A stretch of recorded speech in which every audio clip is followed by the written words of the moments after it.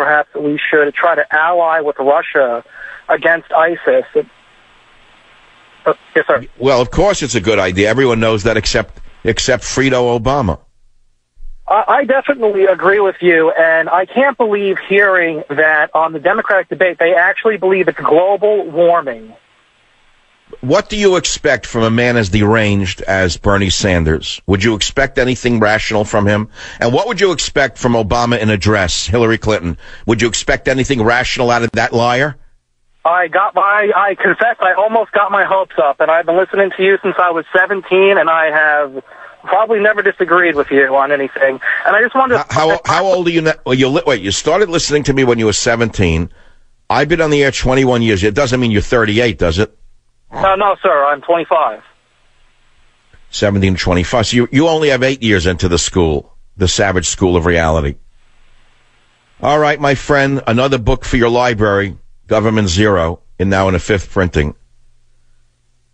I don't know if I want to do any more of this today. I did it all yesterday. All right, let's play a little more madness. Let's show you who's running the country.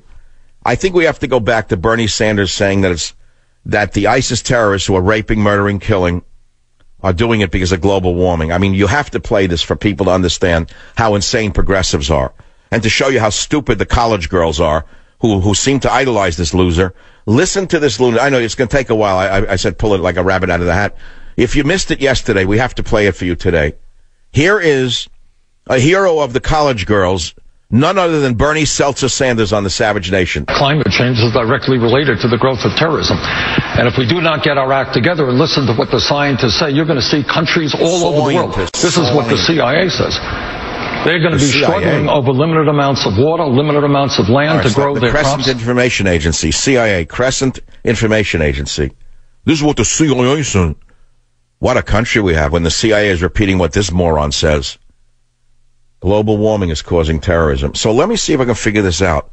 Why that would mean that 1,200 years ago, when Muhammad told his followers to go out and convert the world to Islam, he was doing it for what reason? Because of global warming? Let's see, 1,200 years ago. Wasn't that before the Industrial Revolution? I would think even a college girl from Harvard knows that.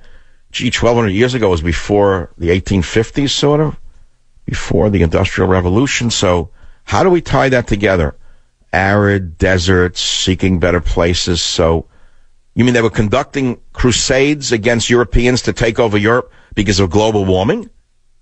Well, that fits. They wanted to take over Paris and London then and steal what wasn't theirs because they were too evil to create cities in their own world. They were living in basic mud cities. And they resented the Christian cities that had evolved in Europe. Was that because of global warming the Christians were able to develop cities? Bernie, you loser, you. What is it, the carbon dioxide in the seltzer water that you drank as a boy that has affected your thinking, Bernie? What makes you so idiotic that only a man like... I'll stop right here. It's the Savage Nation. Join the Savage Nation. Call now, 855-400-SAVAGE, 855-400-7282. Savage. My Savage Nation is sponsored by SwissAmerica.com. It's the only company I trust to protect my wealth. Call 800-BUYCO.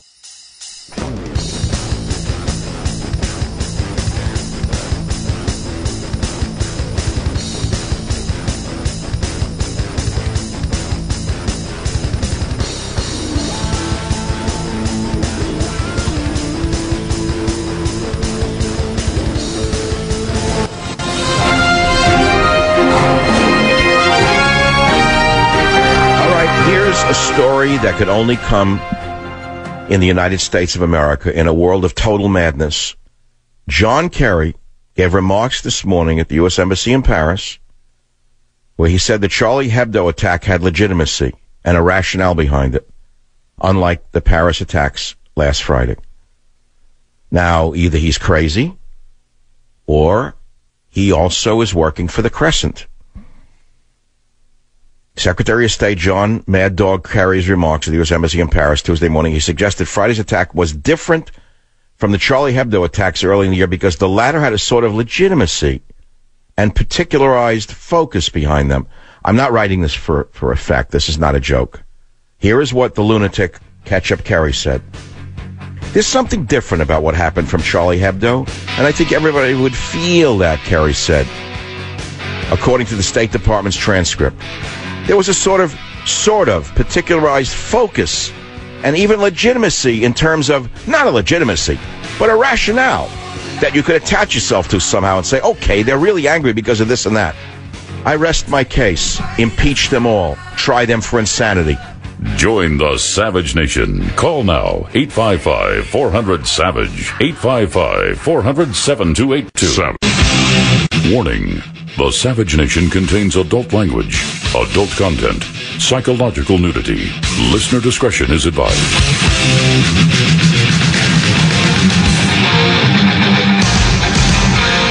And now, America's most exciting radio talk show, The Savage Nation, home of unprotected talk, borders, language, culture. And here he is, Michael Savage. As I outlined this fall at the United Nations, we have a comprehensive strategy using all elements of our power: military, intelligence, economic, development, and the strength of our communities. We have always understood that this would be a long-term campaign. There will be setbacks and there will be successes. The terrible events in Paris were obviously a terrible and sickening setback. Send Fredo off to do this, send Fredo off to do that. Let Fredo take care of some Mickey Mouse nightclub somewhere. I can handle things, I'm smart. Not like everybody says. Like dumb, I'm smart, and I want the stakes. You know, in a Shakespearean play, there are three sons portrayed as in The Godfather.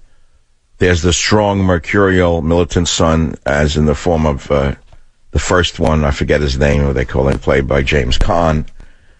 I don't know what his name was in the play. Then there was the middle, the smart, calculating one, played by Al Pacino. And then there's the weak, foolish son, played by the guy who played Fredo. Which of the three sons is Barack Obama, if not the Fredo character? You see, there is a dance of death in the West right now, an actual death in the Middle East, courtesy of the Islamo-fascists.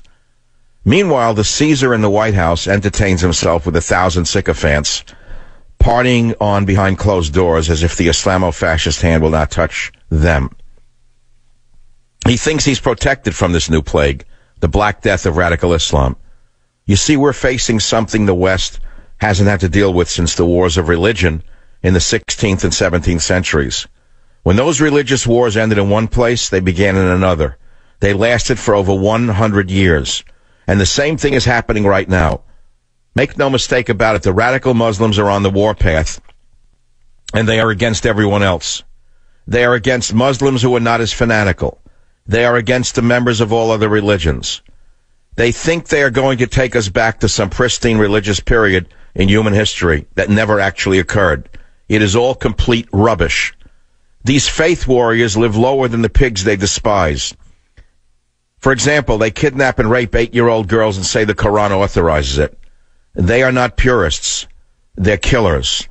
They're Nazis in headscarves. They aren't leading a religious revival. They're trying to take us back to a state of barbarism that has been extinct for 1,200 years. This is a barbaric revolution, and we have a man in the White House who denies its existence. But whether he chooses to acknowledge it or not, it's going to continue until someone puts a stop to it. Why would any government bring in unvetted Muslim immigrants at a time like this? It would seem that only an insane prince would do this to his country. But Obama is not insane. He's stoned. He's stoned on the orthodoxy of the progressive left. Obama and his supporters are drunk on their ideology. They think they're going to create a progressive utopia by continuing their attack on all Western values. This is precisely how great civilizations of the past declined and eventually fell. They rejected the values that made them great and degenerated into narcissism and selfishness. They kept on partying until they were not too weak, until they were too weak to defend themselves. Then the unthinkable happened. They fell. That's the opening page to Government Zero, now in its 5th printing. Now, if it was only about a book, I'd be celebrating, but it's not about a book. It's about trying to awaken America before it is absolutely too late. Some would say it's too late already. Some would say that even if you convince one relative at a Thanksgiving dinner to at least open their eyes to the dance of death that Obama is conducting as an orchestra leader, they might just not vote for Hillary Clinton, who's a continuation of Obama in a dress. Some would say it's too late for that. I'm an optimist. I'm the perennial optimist. I think that we can still survive. You talk about the dance of death in the West. You go to my Facebook page. I found this in the Daily Mail yesterday. I was shocked. Michelle dances as the world bleeds. I couldn't believe that this woman has such a lack of self-respect and is so disconnected from reality herself, or arrogant is maybe the better word, that she dances the conga while hosting a Broadway workshop at a time like this. It's unbelievable to me. And then she gives a speech about oppression and how she was oppressed as a young girl and how it's unfair and there's an income inequality. What a group these two are. I think I should take some calls right now, but wait. It's hour 2. Let me do something else. Let's go to some sound bites that I haven't played yet. Carry on this, carry on that, carry on. This is something you have to hear. Here is the CIA director himself, John Brennan, talking not about ISIS, but about climate change as a cause of ISIS. I swear to God, these people are crazy. Listen to clip 11. In the past 3 years, there have been more outbreaks of instability than at any time since the collapse of the Soviet Union, matching the rate we saw during decolonization in the 1960s. This has not been a period of protest and government. This has not just been a period of protest and government change, but of violent insurgency and, in particular, of breakdowns in many states' ability to govern.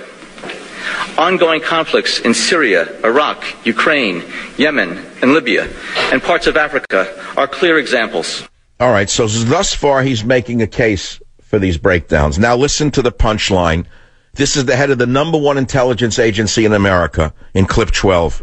When CIA analysts look for deeper causes of this rising instability, they find nationalistic, sectarian, and technological factors that are eroding the structure of the international system. They also see socioeconomic trends, the impact of climate change, and other elements that are a cause for concern. Would you ever believe that the head of America's #1 intelligence agency would make such an idiotic statement as this? He knows very well that radical Islam has been at war with the world for 1,200 years. He knows it has nothing to do with climate change. But then he doubles down in clip 13, showing that he's just a mouthpiece for the progressive Islamist left in clip 13. Mankind's relationship with the natural world is aggravating these problems and is a potential source of crisis itself. Oh, stop right there. So in other words, the bombers in Paris blew up the dancers because of global warming. I didn't hear them scream, "I'm doing this for global warming." I didn't hear them say, "We're doing this for Gaia." They said they were doing it for Syria, meaning they're doing it for Allah. And by the way, as they blew themselves up, they said, Allah Akbar. They made no reference of global warming. This is where the idiocy is coming from. It's coming right from the White House and the entire cabal around them. I think that they're all crazy. I don't know what they're doing. I don't know how in the world they get away with this without people standing up and saying, wait a minute, that's insane. Listen to clip 13, the entire clip, and you tell me what you think of CIA Director John Brennan after this. Mankind's relationship with the natural world is aggravating these problems and is a potential source of crisis itself. Last year was the warmest on record, and this year is on track to be even warmer. Extreme weather, along with public policies affecting food and water supplies, can worsen or create humanitarian crises. Of the most immediate concern, sharply reduced crop yields in multiple places simultaneously could trigger a shock in food prices with devastating effect, especially in already fragile regions such as Africa, the Middle East, and South Asia. Now, first of all, by the way he's reading it, you could see he doesn't know what he's talking about. He's an empty shell, another straw man. Another straw man controlled by the White House, put in by the White House, and whoever put the White House in power put him in power. The straw man doesn't even know what he's talking about. He couldn't even read the script well. But he launches from terrorism to crop yields in a way that makes no sense whatsoever. If you were grading him as a college student, what would you give him on that speech? You'd say, John, I'm sorry, but you made no sense.